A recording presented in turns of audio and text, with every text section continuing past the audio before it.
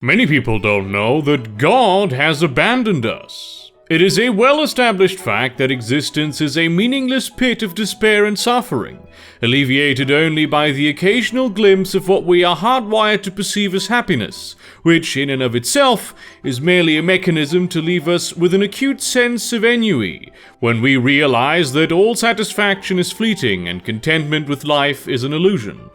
What many don't realize is that we are built this way not because God hates us, but because he hasn't bothered fixing reality as he has better things to do. On one hand, he is busy performing essential tasks like maintaining the proper orbital alignments of all bodies in the universe, and giving the AIDS virus to African children.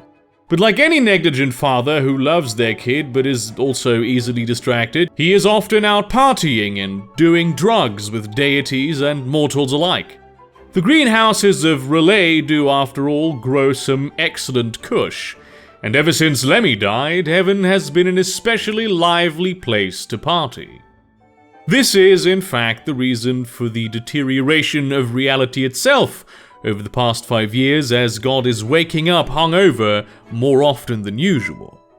But this is something that has happened before.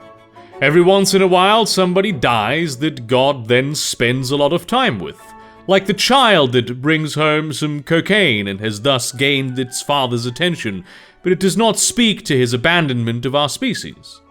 That happened much longer ago, when the Catholic Church gained power over most of the Western world and turned out to be a massive prude. I mean, think about it.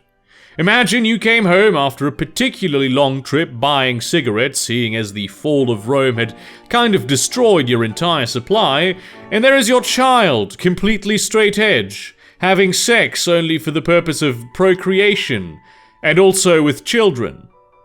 No amount of temptation was able to persuade the church to give up its ways. Even sending Martin Luther to allow priests to get pussy didn't do the trick. So God decided that we were not worth it, and instead chose to focus his time on the upside-down walkers of Carcelium 3, who had just developed a method of reality bending that would allow them to create sentient pickles that could turn themselves into scientists. He did eventually grow bored with that and decided to try again with humanity, but then the 70s happened and he decided that we didn't need his help anymore.